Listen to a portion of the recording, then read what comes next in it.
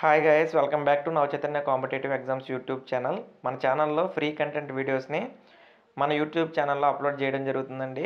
మొత్తం మ్యాథ్స్కి సంబంధించిన content videos అన్నీ ప్రతి సమ్ము కూడా ఎక్స్ప్లెయిన్ చేస్తూ చక్కటి వీడియోస్ని ప్రొవైడ్ చేయడం నాన్ మ్యాథ్స్ స్టూడెంట్స్ వాళ్ళకి ఉపయోగపడేలాగా ఇవ్వడం జరుగుతుంది. కానీ అడ్వాన్స్డ్ మెథడ్స్ ఉపయోగిస్తున్నాం కాబట్టి చక్కగా మీరు స్లోగా అర్థం చేసుకొని ఒకటికి రెండు సార్లు చూసి వీడియోస్ని అర్థం చేసుకొని చక్కగా సమ్స్ అనేవి చేయడం నేర్చుకుంటారని మేము ఆశిస్తున్నాం.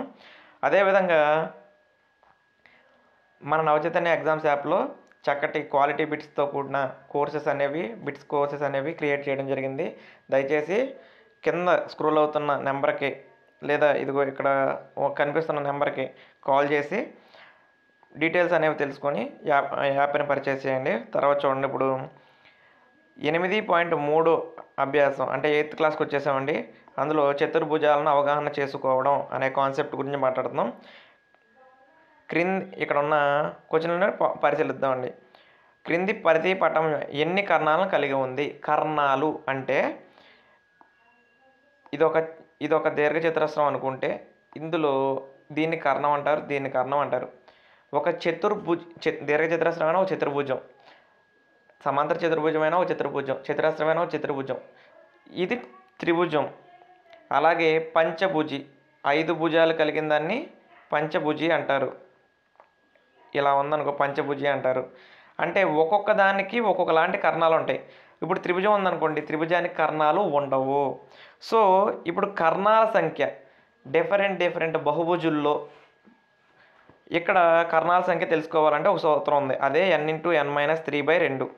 n×n-3/2 అనేది సూత్రం. n×n-3/2 అయితే n అంటే ఏంటంటే భుజాల సంఖ్య. చతుర్భుజానికి 4 భుజాలు ఉంటాయి కాబట్టి 4×4-3/2 అయితే ఆన్సర్ ఎంత వచ్చిందండి? 2 వచ్చింది. సో ఎన్ని కర్ణాలు ఉంటాయి అంటే 2 కర్ణాలు ఉంటాయి. ఇక్కడ n అనేది 4గా తీసుకున్నాడని చెప్పాడు, కానీ ఇక్కడ ఆన్సర్ 4 కాదు. ఓకే, ఫస్ట్ అది గుర్తుపెట్టుకోండి. ఓకే, తర్వాత చూడండి, క్రమ షడ్భుజి అంటే ఎన్ని భుజాలు? 6 భుజాలు. సో 6 భుజాలు ఉంటే ఇక్కడ రాంగ్ వచ్చిందండి, ఇది పైన వాడాలి, ఇది రాంగ్. అసలు షడ్భుజి 6 భుజాలను కలిగి ఉంటుంది కాబట్టి n×n-3/2 అంటే 6×6-3/2 అంటే ఆన్సర్ 9గా వచ్చింది. ఓకేనా. త్రిభుజం 3 భుజాలను కలిగి ఉంటుంది కాబట్టి త్రిభుజంలో ఇది రాంగ్ వస్తుందండి. కర్ణాల సంఖ్య అంటే 3×n-3. 3 - 3 అంటే 0 అయిపోయింది. 0/2 అంటే ఆన్సర్ 0గా వచ్చింది. పాయింట్ అర్థమైందా? తర్వాత చూడండి, ఒక కుంభాకార చతుర్భుజం యొక్క అంతర కోణాల మొత్తము అంటే ఏ చతుర్భుజంలో అయినా అంతర కోణాల మొత్తం 360 డిగ్రీలు. దీనికి ఒక సూత్రం ఉంది చూడండి. ఇప్పుడు 4వ లెక్కలో చూపిస్తున్నాడు. ఇక్కడ చూడండి, n-2 × 180 డిగ్రీలు చేస్తే ఆ బహుభుజిలో ఉన్న అంతర కోణాల మొత్తం అనేది వస్తుంది. చూడండి, n అంటే 4 -2, ఎందుకంటే నేను చతుర్భుజాన్ని చేస్తున్నాను 3 లెక్క, మళ్ళీ ×180 డిగ్రీలు అంతర కోణాల మొత్తం.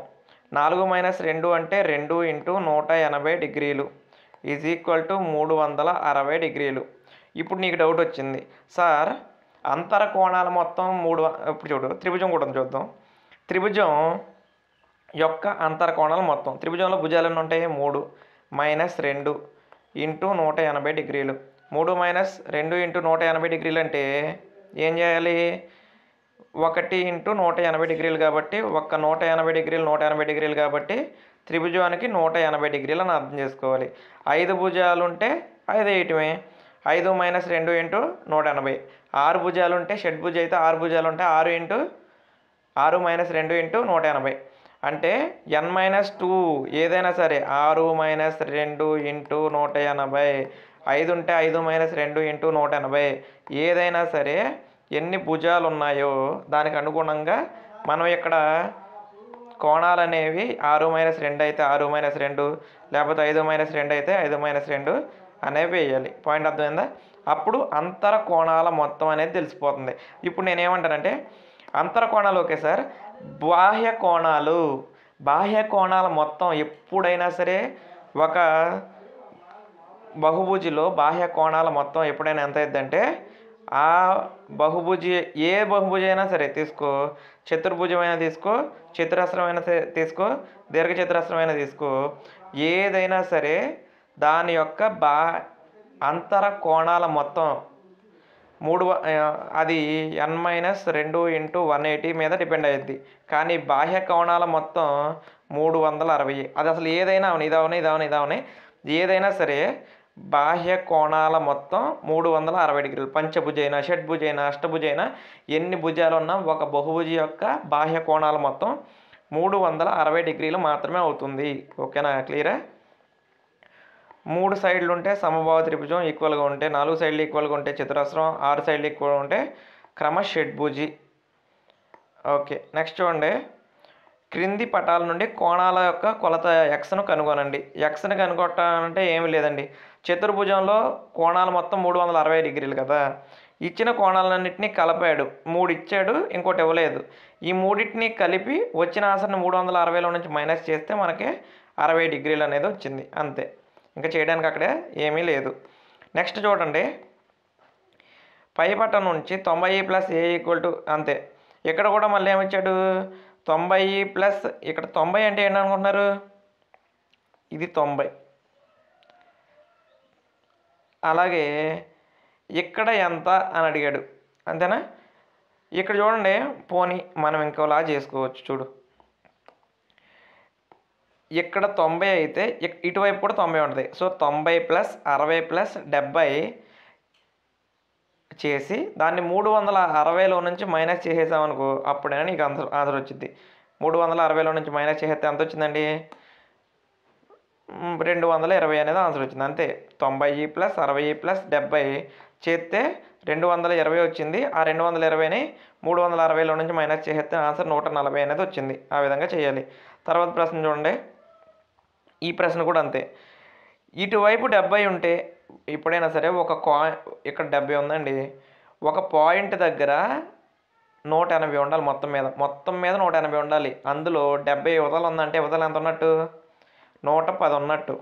ఇటువైపు ఇక్కడ 60 ఉంది అంటే ఇటువైపు ఎంత ఉన్నట్టు, 120 ఉంది. ఓకే, అప్పుడు ఇది చతుర్భుజం అయింది. x + x చూడండి, ఇందులో ఏమేమి ఉందంటే x + x + 110 + 120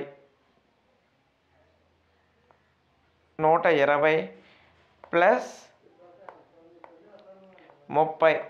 ఈ మొత్తం కలిపితే ఇది 5 భుజాలు కలిపి కాబట్టి 5 భుజాలు ఉన్నప్పుడు అంతర కోణాలు మొత్తం 540 డిగ్రీలు. 2x + 110 + 120 + 30. ఈ మొత్తం కనుక నేను సాల్వ్ చేస్తే నాకు ఎంత వచ్చిందండి, 140 అనేది వచ్చింది. పంచభుజలో కోణాలు మొత్తం 540 డిగ్రీలు తెలుసు కదా, అది కూడా పంచభుజే. తర్వాత క్వశ్చన్ కూడా పంచభుజే. పంచభుజి యొక్క కోణాలు మొత్తం ఎంత, 540 డిగ్రీలు. అన్నీ సమానంగా ఉన్నాయి అన్నాడు. సో x + x + అన్నీ చేస్తే 5x అయింది. 5x = 540 అయితే x = 540/5 ఉంది. సాల్వ్ చేస్తే 108 అనేదిగా వచ్చింది. ఓకేనా, తర్వాత చూడండి, x + 7 లెక్క.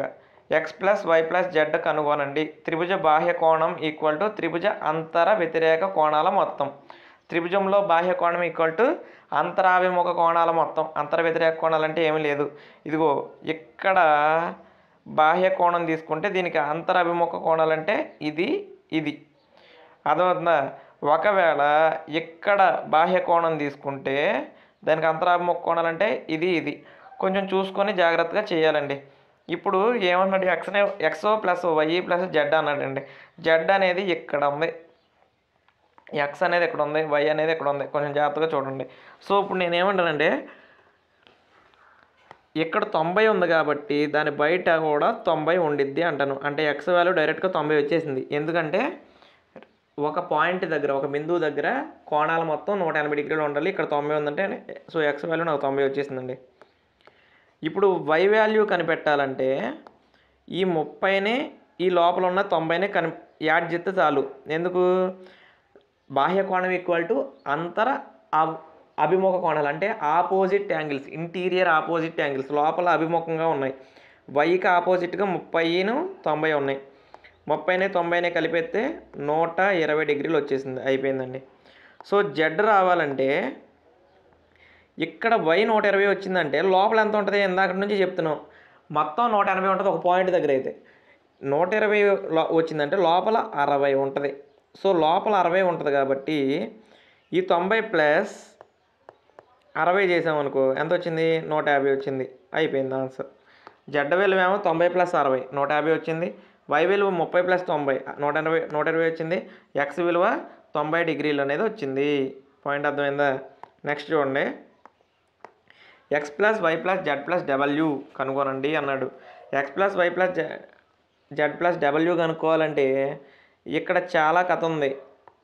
ఆ కథను ఇందాకట్లాగే సాల్వ్ చేసాడు. ఎక్కడైనా ఒక పాయింట్ దగ్గర రెండింటిని యాడ్ చేస్తే 180 రావాలి. ఆ కాన్సెప్ట్ని ఉపయోగించి చేస్తున్నాడు. దీని ప్రకారం యువతలకి వెళ్తే 180లో నుంచి 60 మైనస్ చేస్తే 120, 180లో నుంచి మైనస్ చేస్తే 100 వై విలువ, ఎక్స్ విలువ 60. ఏ ప్లస్ డబ్ల్యూ చేయాలి. ఇక్కడ డబ్ల్యూ కావాలంటే ఏం చేయాలి? ఆ మొత్తాన్ని యాడ్ చేయాల్సి ఉంది. ఇక్కడ ఏ విలువ కావాలంటే 60 plus 80 plus 120 is equal to 360 డిగ్రీలు అనేది వచ్చింది. ఆ విధంగా చేయండి. ఓకే, రెండోది చూడండి, 3.2 అభ్యాసం చెప్తాను చూడండి. అభ్యాసం 3.2 చేద్దాం. ఇక్కడ కూడా అంతేనండి. ఒక త్రిభుజంలో ఇక్కడ ఏమున్నాయి? ఎక్స్ ప్లస్ 125 ప్లస్ 125, ఎందుకంటే త్రిభుజంలో 3 బాహ్య కోణాల మొత్తం, ఏ బహుభుజులైన బాహ్య కోణాల మొత్తము ఎంత వస్తుంది? 360 డిగ్రీలే. అది చతుర్భుజం అని ఇచ్చాడు, కానీ ఇక్కడ రాసుకోవడం త్రిభుజంలో అయినా సరే బాహ్య కోణాలు మొత్తం ఎంత వచ్చింది అంటే 360 డిగ్రీలే. ఇదిగో ఇక్కడ 125 ఇచ్చాడు, ఇక్కడ 125 ఇచ్చాడు, ఇది కూడా ఎక్స్ ఇచ్చాడు.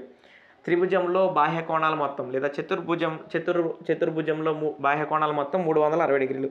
కాబట్టి వీటిని కలిపితే 250 వచ్చింది. 125 250 250. 250ని 360లో నుంచి మైనస్ చేస్తే ఎక్స్ విలువ 110గా వచ్చింది, అయిపోయింది. తర్వాత చూడండి, 70 plus X plus 90 plus 60 plus 90 is equal to 360. చతుర్భుజ బాహ్య కోణాల మొత్తం 360 డిగ్రీలు. So X plus 310 is equal to 360 డిగ్రీలు. ఇక్కడ ఎందుకు ఇచ్చాడు? ఇక్కడ చూడండి, ఇక్కడ కూడా బాహ్య కోణాలే. ఇక్కడేమో ఈ గుర్తు కనబడిందంటే 90 డిగ్రీలు అండి. ఇక ఇది రైట్ యాంగిల్ సింబల్, ఇక్కడ 90 డిగ్రీలు, అలాగే ఇక్కడ 60 డిగ్రీలు. ఇది చూడండి, ఇటువైపు లోపల 90 కనబడినా బయట కూడా 90 అనే ఉందని అర్థం చేసుకోండి. ఇక్కడ కూడా 90, ఇక్కడ 60, ఇక్కడ మళ్ళీ 90, అగైన్ 90. వీటినన్నిటిని బాహ్య కోణాల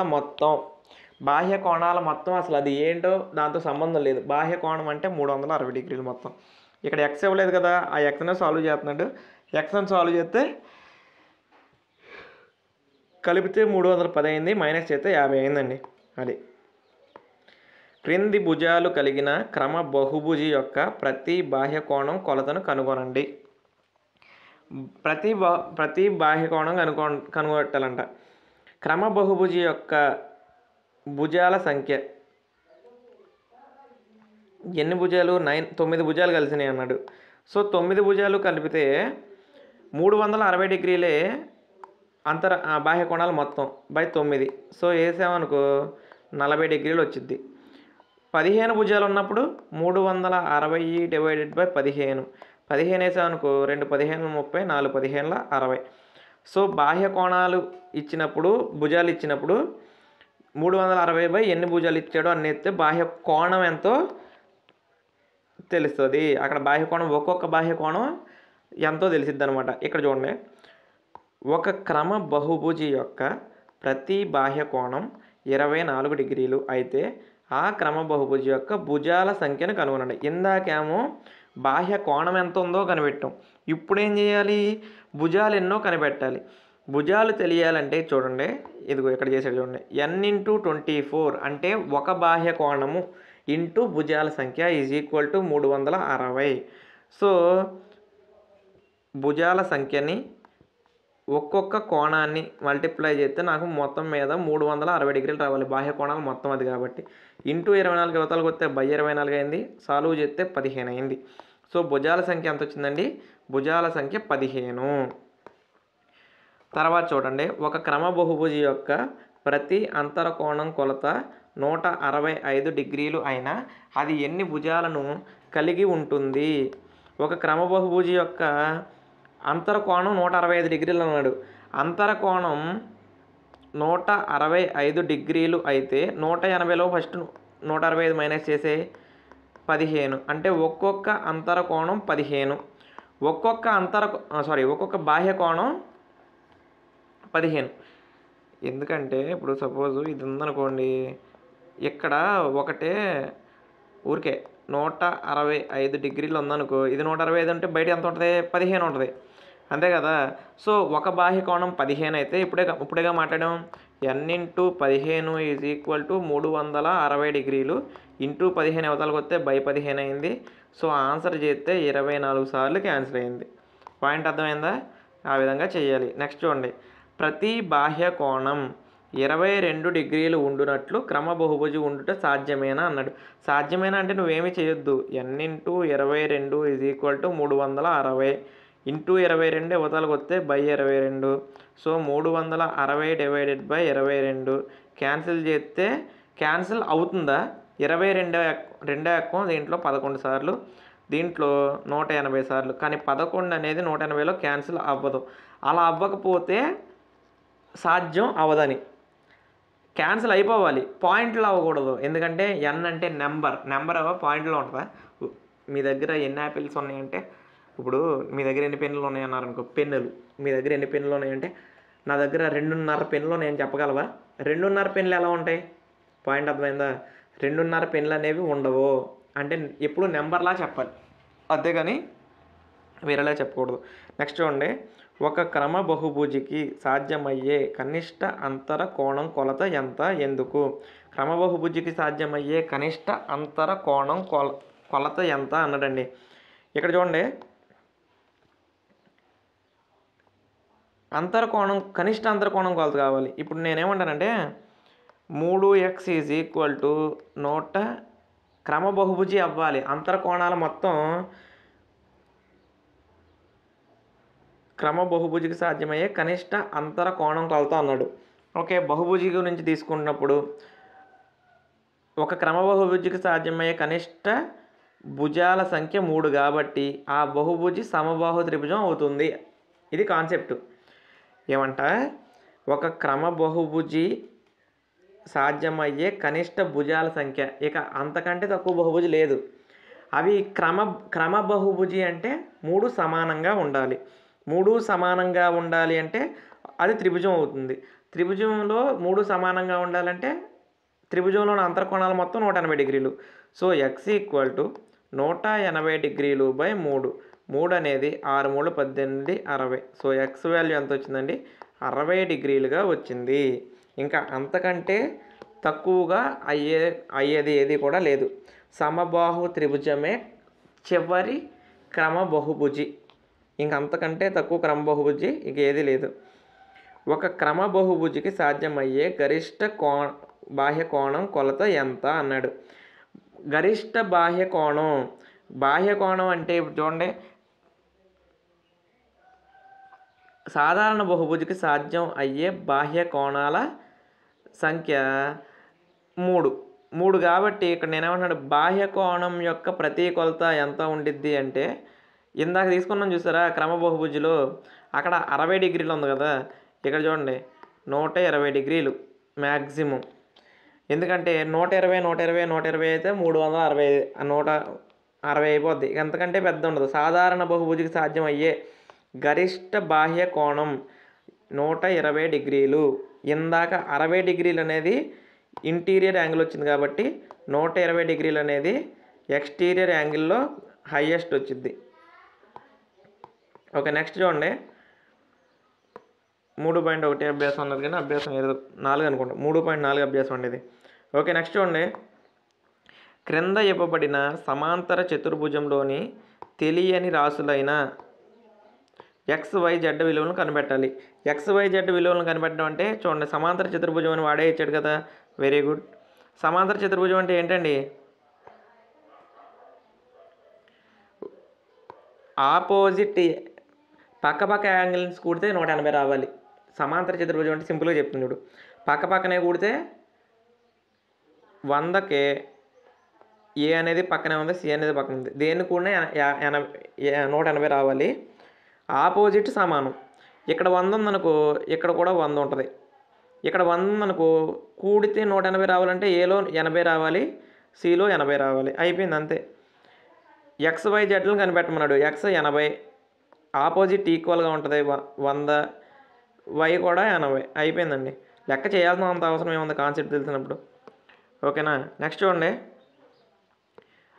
ఏబిసిడి నుంచి ఇక్కడ ఏబిసిడి నుంచి సమాంతర చతుర్భుజం అంటున్నాడు. ఆపోజిట్ యాంగిల్ సమానంగా ఉంటుంది. ఇదిగో ఇక్కడ 50 ఉంటుంది. లోపల 50 ఉంటే బయట ఎంత ఉంటుంది చెప్పండి. లోపల 50 ఉంటే బయట 130 ఉంటుంది. ఎందుకంటే కూడితే ఇందాక చెప్పాను ఒక పాయింట్ దగ్గర మాత్రం 180 ఉంటుందని. ఇక్కడ జెడ్ అనేది ఎక్స్టీరియర్. ఇప్పుడు పక్కన ఎంత ఉంటుంది అని చెప్పాను, 180 ఉంటుంది అని చెప్పాను సమాంతర చతుర్భుజం కాన్సెప్ట్లో. 50కి Y పక్కన ఉంది కాబట్టి ఇక్కడ కూడా 130 అనేది ఉంటుంది. ఇక్కడ 130 ఉంటే దానికి ఆపోజిట్లో X ఉంది. ఆపోజిట్ యాంగిల్ సమానంగా ఉంటాయి. సో X కూడా 130. X 130, Y 130. అలాగే జెడ్ బయట ఉంది. అదే జెడ్ ఇంటీరియర్ అయితే 50, కానీ జెడ్ కూడా 130. అన్నీ 130లే. పాయింట్ అర్థమైందా. లెక్కన అయితే ప్రత్యేకంగా చేయాల్సిన అవసరం లేదు. కాన్సెప్ట్ ఏంటంటే సమాంతర చతుర్భుజంలో ఎదురెదురు కోణాలు సమానంగా ఉంటాయి. ఆసన్న కోణాలు మొత్తం 180 డిగ్రీలు ఉంటుంది. కూడితే 180 రావాలి. అదే కాన్సెప్టు. తర్వాత చూడండి, పైపటం నుంచి ఏ పైపటం, ఇక్కడ ఒక పటం ఇచ్చారు. ఓకే, ఈ పైపటం నుంచి ఏం చేయమంటున్నారు, ఎక్స్ని వైని జెడ్ని కనిపెట్టమంటున్నారా. ఓకే, కనిపెట్టేద్దాం. చూడండి, ఇక్కడ X ఇచ్చారండి. ఇక్కడ కొంచెం కనిపించట్లేదు. 30 డిగ్రీలు ఇచ్చారు మొత్తం మీద, X Y Z అని. ఇప్పుడు ఇక్కడ 90 డిగ్రీలు ఉన్నప్పుడు ఇక్కడ 90 ఉంటుంది, ఇక్కడ 90 ఉంటుంది. సో X మొత్తం మీద ఎంత అయిందంటే 90. పైన త్రిభుజం కనపడుతుంది. ఏ త్రిభుజం కనపడుతుంది, మామూలుగా త్రిభుజం కనపడుతుంది. 90 plus 30 plus Y is equal to 180. So 90 plus 30 అంటే 120 డిగ్రీలు అండి. ఈ 120 అవతల పంపిస్తే Y విలువ ఎంత అయింది, 60 డిగ్రీలు అయింది. ఇవన్నీ రాయడం అవసరం లేదు. మనం ఎందుకు రాయాలి, మనకు కాన్సెప్ట్ అర్థమవుతుందా లేదా. సో Y విలువ 60 డిగ్రీలు అయింది. Y విలువ 60 డిగ్రీలు అయితే చూడండి, ఇంటీరియర్ ఆపోజిట్ యాంగిల్స్ Y ఇగో ఒక దాంట్లో Y ఇటు ఉంది, Z ఇటు ఉంది. ఇంటీరియర్ ఆపోజిట్ యాంగిల్స్ అంటే ప్రత్యామ్నాయ అంతర్గత కోణాలు, ఏకాంతర కోణాలు. ఇటు ఉన్నది ఇటు ఉన్నది ఆపోజిట్ యాంగిల్స్ అన్నట్టు. అవి సమానంగా ఉంటాయి. Y ఎంత ఉంటే Z కూడా అంతే ఉంటుంది. అదే అయిపోయింది. నెక్స్ట్ క్వశ్చన్ చూడండి, ఇక్కడ 80 డిగ్రీలు ఉంది. ఇక్కడ Y 80 డిగ్రీలు ఉంటే ఇక్కడ కూడా ఎంత ఉంటుంది, 80 డిగ్రీలో ఉంటుంది. ఇప్పుడు ఆపోజిట్ యాంగిల్ సమానం అని చెప్పాను కదా. ఇప్పుడు నాకు చెప్పండి, జెడ్ బయట ఉంది, కొద్దిసేపు దాని పక్కన పెట్టేస్తే X ఎంత ఉంటుంది చెప్పండి. కలిపితే 180 రావాలంటే X ప్లేస్లో ఇప్పుడు 100 ఉండాలి. X 100 ఉంటే జెడ్ లోపల ఎంత ఉండాలి, 100 ఉండాలి. ఒక పాయింట్ దగ్గర ఎంత ఉండాలని చెప్పాను. ఇదిగో చూడు, బొమ్మ ఇలా ఉందండి. ఈసారి ఒకసారి అర్థమయ్యేలా చెప్తా చూడు. ఇదిగో Y దగ్గర ఇక్కడ 80 ఉంటే ఎంత కలిపితే ఇక్కడ 180 వచ్చింది, 100 కలిపితే 180 వచ్చింది. కాబట్టి ఇక్కడ X ఉంది కాబట్టి 100 డిగ్రీలు. ఆపోజిట్ యాంగిల్ సమానంగా ఉంటుంది కాబట్టి ఇక్కడ 100 ఉంటే ఇక్కడ కూడా 100 ఉంటుంది. ఈ 80 అనేది దీన్ని బేస్ చేసుకొని రాసాం కాబట్టి ఇదిగో ఇది. నేనేమంటానంటే ఈ పాయింట్ దగ్గర 100కి ఇక్కడ జెడ్ ఉంది కదా, ఒక పాయింట్ దగ్గర మొత్తం కలిపితే 180 ఉండాలి. కానీ ఒక 100 ఉంది కాబట్టి జెడ్ ఎంత ఇది, జెడ్ 80 ఇది. ఇదే నేను చెప్తున్నాను ఇందాక నుంచి. పాయింట్ అర్థమైందా. రైట్. నెక్స్ట్ చూడండి, ఈ లెక్కను మీరు జాగ్రత్తగా అర్థం చేసుకుని మీరు చేయడానికి ప్రయత్నించండి. హింట్ చెప్తూ చూడండి, ఇక్కడ 112 ఉందంటే Y దగ్గర కూడా 112 ఉంటుంది. ఇక్కడ 112 ఉందంటే Y దగ్గర కూడా 112 ఉంటుంది. ఇక్కడ 112, ఇక్కడ 112 బాగానే ఉంది. ఇప్పుడు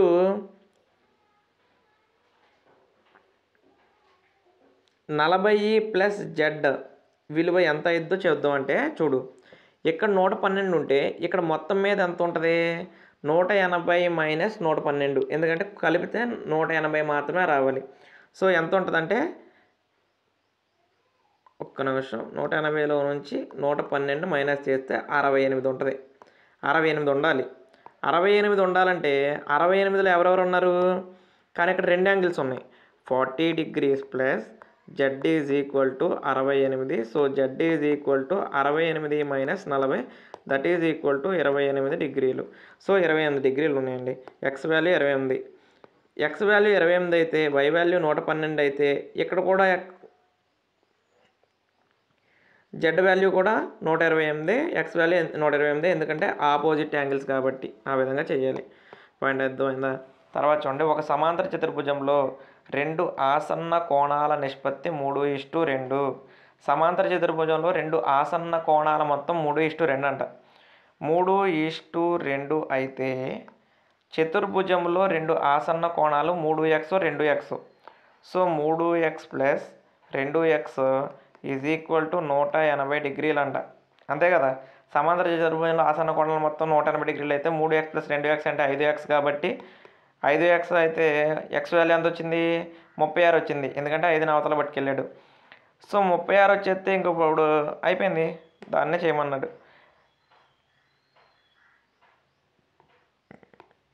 ఓకేనా? మిగతా అన్ని కోణాలన్నీ కనిపెట్టేయచ్చు. ఎక్స్ 36 వచ్చినప్పుడు 2x అంటే 2 × 36, 3x అంటే 3 × 36, అది చేస్తే ఆన్సర్స్ వచ్చేస్తాయి.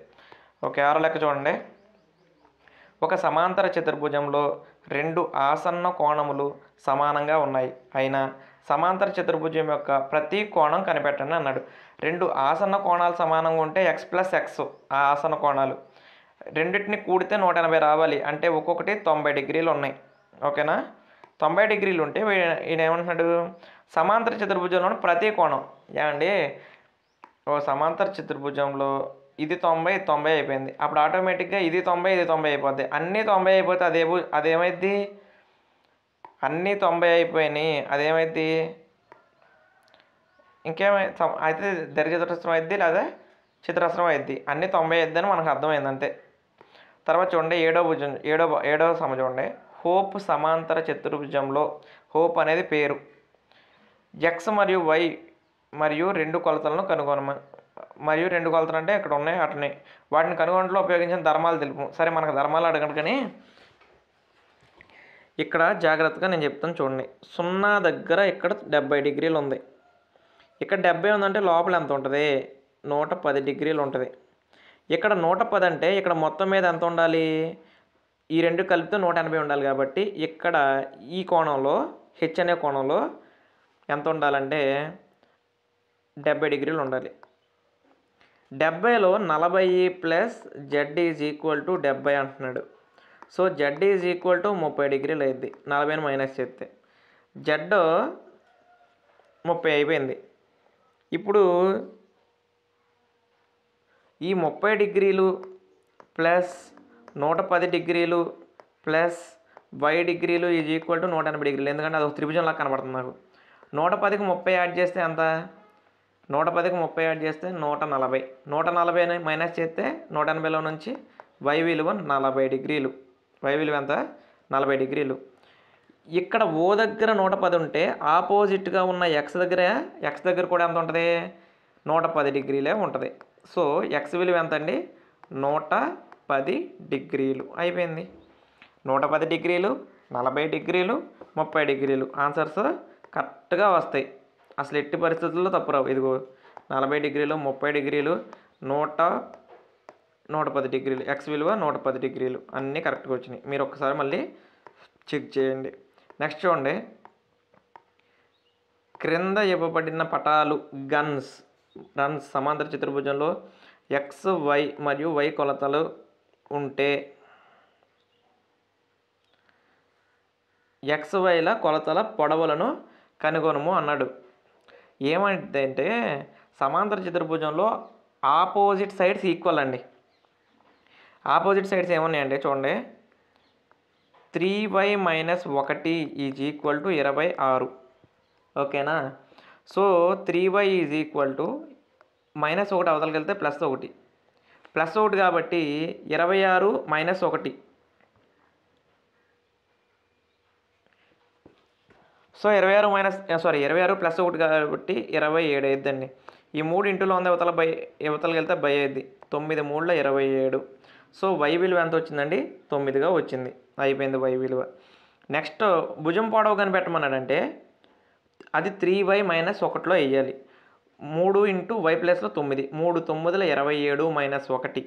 27 - 1 అంటే 26. ఇటువైపు 26, ఇటువైపు 26. దాని గురించి అడగట్లేదు. y విలువే కనిపెట్టమంటున్నాడు. x విలువ కూడా కనిపెట్టద్దు ఇప్పుడు ఈజీగా. 3x is equal to 18. Opposite sides అనేవి ఈక్వల్గా ఉంటాయి. సో x ఈక్వల్ టు 18/3 అంటే ఎంత అయింది? 6 అయింది. x విలువ అనేది 6గా వచ్చినది. x విలువ ఎంత వచ్చిందండి? 6గా వచ్చింది. ఈ విధంగా చేయాలి.